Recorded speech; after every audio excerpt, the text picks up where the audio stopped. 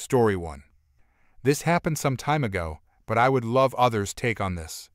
Some backstory is needed on this. I became friends with a girl named Nikki through a guy I was dating. That relationship fizzled out, but I remained friends with Nikki. When I became pregnant with my daughter, she knew my daughter's father and I were not together, and I did not want him aware of my daughter's birth because he was unpredictable. My mother sent her a photo, and she immediately posted it to my FB and basically blew up the plan of zero drama. I forgave her, and we decided to have dinner together to smooth things over. It should be noted that I should have known what kind of person I was dealing with because my daughter would go to anyone as a baby. If you smiled and put out your arms, she would come to you. Nikki was the sole exception to that. No matter how much she smiled and put out her arms, my daughter didn't want to go to her. That aside, dinner went okay until the discussion of my daughter's baptism came up. This is the moment that ended our friendship. Me: hey, so we scheduled the baby's baptism for January 17th, so please make sure you keep that day open. There will be a party after. Nikki: they are letting you baptize her. Me: yeah, why wouldn't they? Nikki: well, I assumed since you and her father weren't together or married that they wouldn't want her. Me: it's not the child's fault that her parents weren't married when she was conceived. They would not hold that against her. Nikki: that's weird. I guess the Catholic Church will do anything for money these days. Me: you know what, don't worry, you don't have to come. My child being the product of two sluts and us just paying her way into a religion you don't have to attend. Wouldn't want you to be associated with our sins. Nikki: that's not what I meant. I am just shocked they are letting a child born out of wedlock to be baptized. I mean, you are going to stand up there with a whole bunch of couples and their babies and be by yourself. Aren't you embarrassed for you and for her? Me: not even a little bit. It was at this point I decided to pay the bill and get out of there before I wound up in jail. Being the petty person I am, I found out not long after that her husband and her decided to get divorced. I sent her a condolence card saying, "Guess, we are both sinners now, lol." Context on the father situation, since some people were upset. Her father knew I was pregnant. About the same time I found I was pregnant, he proposed to his other girlfriend I had no idea existed. I was told to get an abortion or give the baby away for adoption. He would pay for an abortion but not a baby. He then proceeded to stress me out every chance he got and send my blood pressure to dangerous levels. I did not trust him not to do something to get rid of his mistake. I did not want the baby's picture posted because at times she would be in the nursery and not in my direct care. With the picture being posted to FB, she was in my room with me almost my entire stay at the hospital, and if she was in the nursery, someone from my family watched to make sure she was safe. He was made aware of her birth when I got home, and I was surrounded by people I trusted and would protect my baby. I would love to give everyone a fairy tale ending and say once she was born this changed. But the only thing that changed was I am no longer afraid of him hurting her anymore. I accept that this may make people think I am an asshole. I did what I thought was best for my daughter. Story 2. I, 29, female, lived with my mom and her new boyfriend, we'll call him Adam, when I was a child. They met when I was 10 years old. From the moment I met this man, I never liked him. He gave off the most terrifying vibes, and even as a child, I could instinctively tell that there was something wrong with this man. Fast forward 6 years, and my mom and him are getting married on my birthday, no less. I have 3 new siblings in that time from their marriage, and this man for the past 6 years has made my life a living hell. He was physically and verbally aggressive almost every single day to me, my mom and siblings. However, he did, and still does, have a particular dislike towards me. To this day, I am still not sure why. He would exclude me from family events, force family members to not give me presents at Christmas and birthdays, to then humiliate me on those events, and make a scene of me not receiving gifts, body shame me. I was 11 years old when he did this, mind you, called me names, spent approximately $50,000 of my inheritance on himself. Things like mountain bikes and the like, would hide my phone for no reason so I could not contact anyone, Ruined the very expensive 4WD I bought my mum as an adult out of my inheritance, and once he ruined it. He left it at its demise place, which was out of town in the backcountry down a steep slope and in a creek for me and my mum to sort out. Stolen cars and motorbikes, started a bushfire, tried to pin a break and enter of a friend's house in the middle of the night, and that's just a snippet of the charms of this literal awful human being. I moved out of home very shortly after the wedding, and at 16 was living on my own, juggling 2 part-time jobs, full-time school in a brand new state and a brand new city. But it was a heck ton better than living at home. Fast forward again another 10 years, I'm 26, and my mum has finally had the courage to separate from him with my 3 siblings after years of further abuse. He still tries and terrorizes their lives and controls them and demonstrates very threatening behavior, but at least they're out. My 3 siblings chose to stay with my mum, for obvious reasons, but still had to have visitation with their father due to custody arrangements. Adam always had a lot of resentment towards the children for this, but can you blame them? Fast forward now to the present day.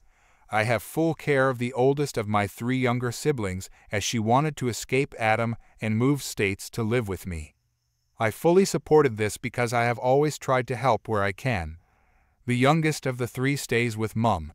The middle child, my brother, was very traumatized by Adam's behavior and consequently has a lot of untreated trauma and behavior to go with it. I tried to take care of him and let him live with me and my family at one point. However, he also was too violent for me to handle. Adam actively stopped my brother getting the mental health help he needed. I believe this to be that it might have held him accountable if my brother told anyone anything too incriminating. Brother moves back to my mother and youngest sister. He is also too violent for them to handle. Last week, Sunday, my brother assaulted a family member when at mum's house. Brother was escorted off the property by police and taken to Adam's house to live now. I got a message from Adam on Wednesday for the first time in years saying, "Your brother is missing. The police have been called. If you know anything, call me or the police." Instant panic sets in. I feel like a scared child again from a very benign message from this man. I sat looking at this message all night wondering what to do about it. That's when it came to me. Adam asked me to call the police if I knew anything. He did not specify what I had to know and what I should tell the police. Just that if I knew anything to call them. So I did. I called the police and told them that I felt I had some very important information to tell them regarding my missing brother. I told them everything. All the abuse that had happened to me and my family at great length. I told them that if they return my brother to Adam's house when they find him, that they will be putting him in direct danger. I told them everything. The police were very interested to hear this about Adam and put me on hold while the police officer I was speaking to went to discuss something with her superior. When I get taken off hold, I am talking to a more senior officer now. He wants me to reiterate the story, which I do. He says someone will call me back. Okay, I think. I get a call back no longer, and they ask if needed, would I sign a statement to what I had said. Of course I agree. I go down to my local police station to sign the statement of what I have told the police. There is now an arrest warrant out for Adam for a multitude of reasons. Seems there was more on his police file that I wasn't aware of, and I was told that under no circumstances would Adam be getting my brother or any of my other siblings back in his care. Story 3. I work at a big-name wireless carrier and have plenty of entitled people stories, but this one was just horrible to watch. This was a few months ago. A family of 5 walk in, so I go to greet and help them. There was a grandma with her son in his mid-20s, girlfriend-wife, and their 2 small children. So we have grandma, entitled mother, entitled father, and small child 1 and 2. The purpose of their visit was to upgrade grandma's iPhone 8. She didn't speak English, and I did not know her language, and all my coworkers who did were busy, so I communicated with the entitled parents, but also tried my best to use Google Translate to talk with grandma. The actual whole account was under grandma's name. The 2 parents were on her account. For those who don't know, if you're under someone's wireless account, all your actions fall on them. If a phone that you finance goes unpaid, The collections go to the account holder. They technically own your phone number even if you pay for it, so all responsibilities fall on them. Depending on the account holder's credit, you can only put 0 down on so many phones. Most accounts have a limit of like 5,000 financing. Anyway, I went over options with Grandma for financing a new iPhone 12, and even had a trade deal to make it cheaper for her. But we had one problem. The bill was in delinquency and the system will not let us finance our new devices, if it is. So the entitled parents get involved. They ask why their bill is so high, so we go over the PDF with them. And 80% of the bill was from the entitled mother and father.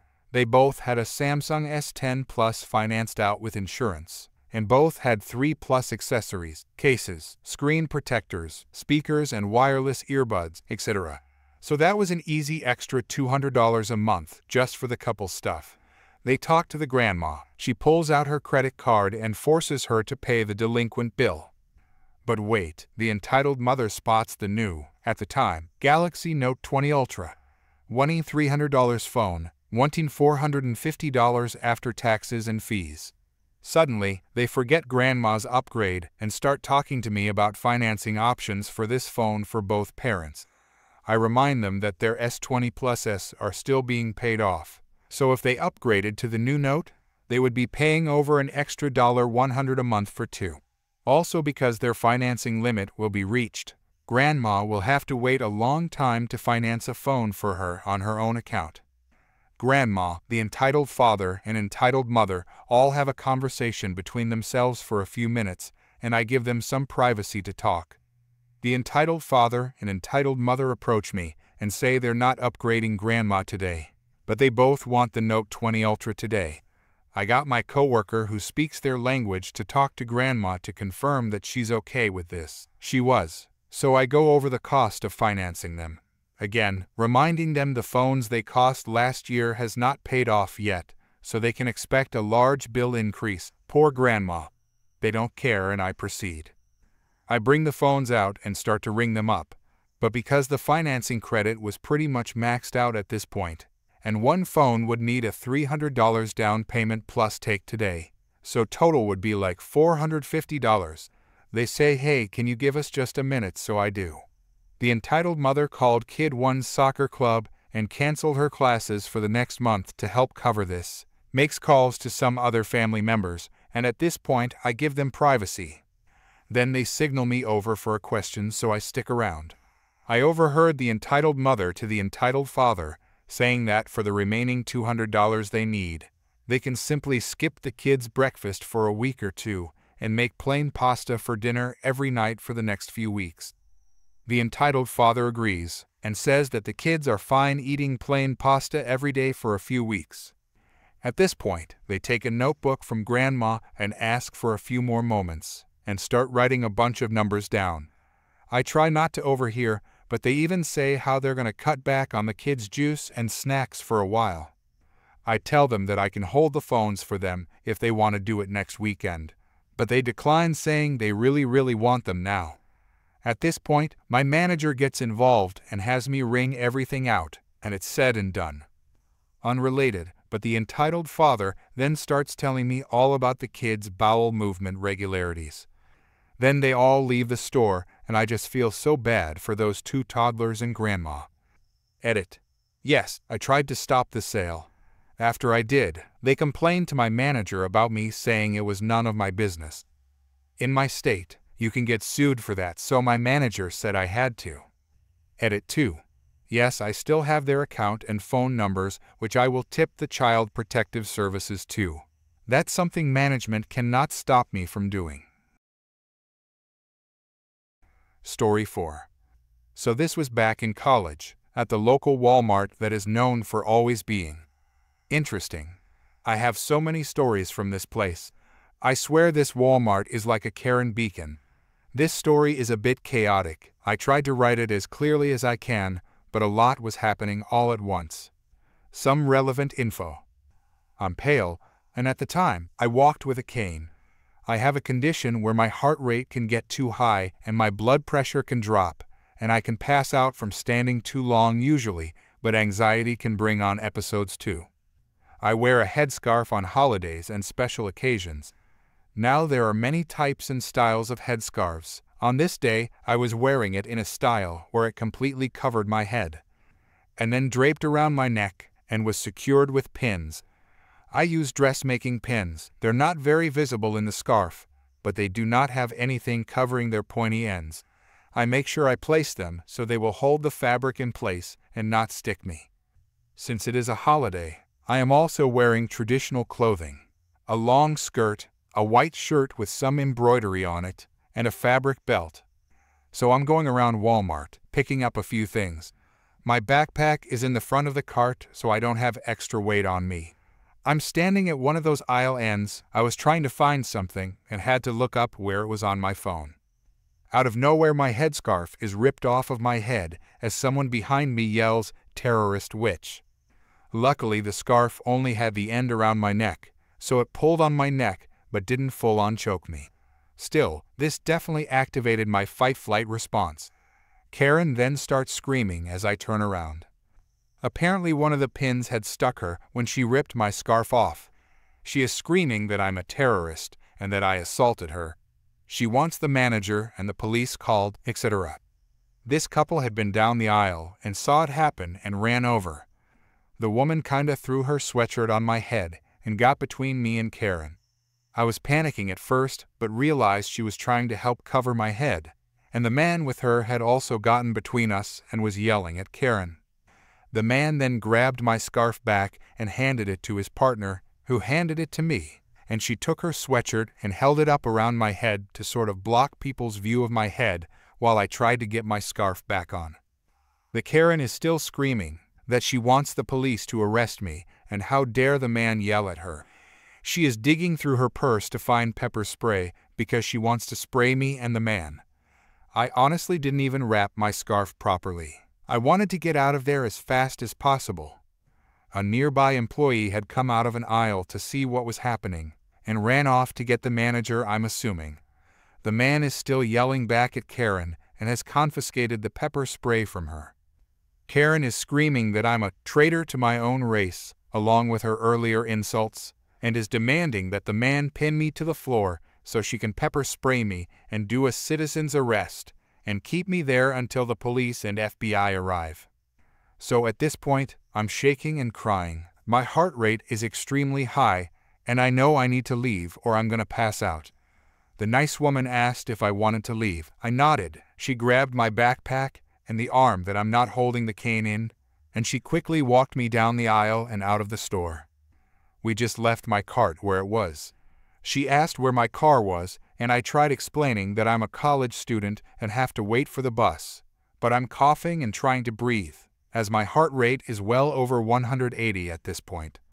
The woman sees this and explains that she is a nurse, and I'm clearly not okay, and asks about my medical condition and what I need. I explained what it is and that I need to sit laid down because I'm going to pass out. She offered me to sit in their van, which usually would obviously be a no, but we are standing in the middle of a parking lot and I'm about to pass out, and currently my brain is not getting very much oxygen. She opens this side door and I sit on the edge of the car and promptly faint. I wake up a few minutes later and she's holding my wrist in one hand, checking my pulse and looking at her watch. I mumble something so she knows I'm awake, and she just keeps telling me it's okay, I'm doing fine. After I recover a bit, I sit up and realize the man is standing outside the car. I think he was trying to give me privacy. I asked for the Gatorade from my backpack and sip on that helps with the fainting while he explains what was going down. He says that the manager showed up with store security and he explained over Karen's screaming what happened and handed her pepper spray to the security guy, and that the police had been called. I look over and sure enough, there's cop cars pulled to the front of the store. The man asked if I had been hurt, if I wanted to talk to the police. Honestly, I'm scared of cops and just wanted to go home. So I declined to talk to the police. The man then went back inside to talk to the police a bit more, and I tried to fix my scarf a little better. I had lost a few pins through all this, which was kind of annoying, so I couldn't wrap it how it was earlier. The nice woman told me my heart rate had been around 200 when I passed out, and luckily it had come down again quickly because she had considered calling an ambulance. She lets me know her partner is texting her, and reads out to me what is going down back in the store. As it turns out, I didn't need to press charges. Karen was so infuriated that the nice man would help a terrorist to get away, so she got a bit aggressive. She was yelling at the manager, security, and the police officers when the man came back in. When she saw him, she ripped out her pepper spray and was screaming at him. The cop then grabs her arm to stop her, so she tries to pepper spray the cop, but gets taken down and cuffed. The nice woman is positively gleeful as she tells me about Karen getting tackled. Apparently then Karen started screaming about suing the cops, getting the FBI involved, the classic Karen stuff. I didn't get to see Karen get taken off to jail, sadly. My bus pulled up and the nice woman helped me over to it, but I was at least glad that she ended up where she deserves. Story 5. As I stated in the first half of my post, many will find this unbelievable and lengthy. Yes, I'm aware that there are similar sounding posts online already. I've seen a number of them by now. But it's not like those posters have a monopoly on this sort of situation happening to them. If anything, I'm surprised this site hasn't been better weaponized against this kind of behavior, given that entitled people should be more afraid of getting outed here. Anyway, I don't blame anyone who doubts my story. I would too if I were reading this. However, by reading this and my first post, you'll know just how messed up my parents are. In my life, they were the root of all evil, spoiling my brother into the unpleasant person he is today. And never once have they given me a real reason for why they treated us differently. I fear there may not even be one. Some people can't explain why they make choices like playing favorites with their children. All they can do is stand by the child they backed. And that's exactly what my parents tried to do. I've practically destroyed their lives for it. Not legally, but more emotionally. After I kicked my parents, brother, and sister-in-law still out for trying to force me to hand over my new house to my brother, I immediately went to social media and told the whole family what had happened. It spread quickly, but you won't find it now because I deleted everything some time ago, and I've made my profile private. I posted about it because I knew the first thing my family would do when they got home was twist the event to make me the villain. And I was exactly right. But I had about an hour's head start before they could act. I also had video evidence to back up my story, and no, I don't plan on showing the video here, so don't ask. Being preemptive worked because I got a fair number of family members on my side right away. My parent, brother, and Sil must have been all set to post their own version. But it was too late, so they didn't even bother trying to lie much. They had a few flying monkeys supporting them, but not much else. Plenty of others already knew how entitled they were, so the situation was something most quickly understood and accepted. One person in particular called me, and I don't know who they were, but they ranted that I was a terrible brother and that I needed to make way for a real family man. I ended the call and blocked the number, and thankfully, it didn't happen again. The week went by, and my parents showed up with my brother at my front porch, just like they had threatened in their prior ultimatum. They rang my doorbell repeatedly and pounded on the door until I finally answered. I opened it just a crack, and they tried to shove their way in again. But I had installed a couple of latch chains that prevented it, and I braced my body against the door for good measure. My father and brother demanded I let them in, but I told them I was recording everything and would call the police if they tried to force their way in again. My mother calmed them down and, in her most sickly sweet tone, asked if I was ready to let my brother move in. I told her and the rest of them to get lost and never come back. My mother put on the crocodile tears and asked why I couldn't just do this for Dan since he's my beloved brother. I laughed and bluntly told her that I do not love him as a brother because he's treated me terribly for years, and they only encouraged him to do so. I told them they were awful parents and that Dan is a terrible brother. I then said they should leave, or I'd be calling the police immediately. They all left surprisingly easily, apart from my mother's loud crying and the others giving me dirty looks. It was suspiciously easy. I thought the whole mess was over. But I should have taken them more seriously because they had other ridiculous plans. Later that week, on Friday evening, I came home to find a moving truck and my brother's minivan parked in my driveway. Dan and his family were there, moving their belongings in. He just waved at me with a smug grin when I saw him. I was furious and told them to stop, but my Sil smugly told me that whether I liked it or not, they were moving in. She then, in the most fake way possible, tilted her head and said it was okay because Mommy allowed it, and I should always listen to my mother. I was seething, so I locked myself in my truck and immediately called the cops. When they realized what I was doing, Sil started pounding on my window, yelling at me to stop and saying I couldn't do this to them because they needed the house. She cried, "Why can't you just do this for Dan?" I responded with, "Forget Dan, it's my house, not his." She then threatened to key the side of my truck unless I stopped calling the police, all of which the 911 operator heard through the slightly open window. I told Sil that if she damaged my truck, I'd sue her. She was smart enough to back off. When the police arrived, Dan, Sil, and their kids had locked themselves in my house. I explained the situation to the officers and showed them my driver's license with my current address. When we went to the front door, I saw they had changed the lock, and the old one was lying on the porch with the center drilled out. The drill they used was right next to it, along with a full drill bit set from a local discount hardware store. Could they have been any more obvious, leaving evidence like that? I pointed out the broken lock and drill, then gave the police a rundown of everything that had happened. I guess Dan called our parents after I got home because they showed up while I was talking to the cops. My parents immediately lied, claiming I had agreed to rent my house to my brother and his family. I said that was a blatant lie, easily disproven. Dan and Sil came out of my house with papers in hand, looking smug like they had outsmarted me. They had actually printed a fake rental agreement, but my signature wasn't on it. The one they had looked nothing like my handwriting. I don't think they've ever seen my real signature. I told them it was obvious fraud, and if the police investigated, they'd figure it out quickly. I added that going to jail and court wouldn't do them any good.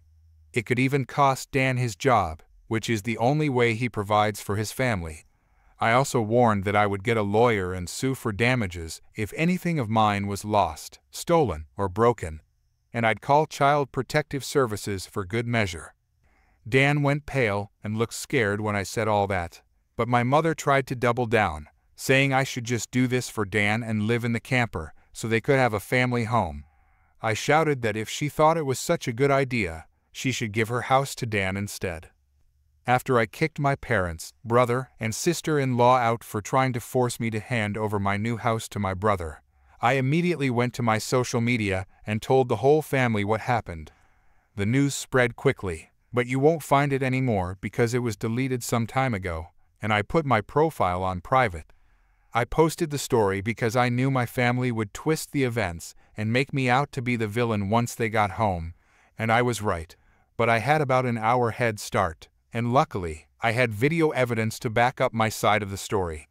No, I don't plan on showing the video here, so please don't ask. My preemptive move worked, and I managed to get a good number of family members on my side right away. My parents, brother, and sister-in-law were likely set to write their own version, but it was too late by the time they could even try, so they didn't bother lying much. They had a few supporters, but not many. Most of the family already knew how entitled they were, so they understood and accepted what had happened quickly. One person did call me, though.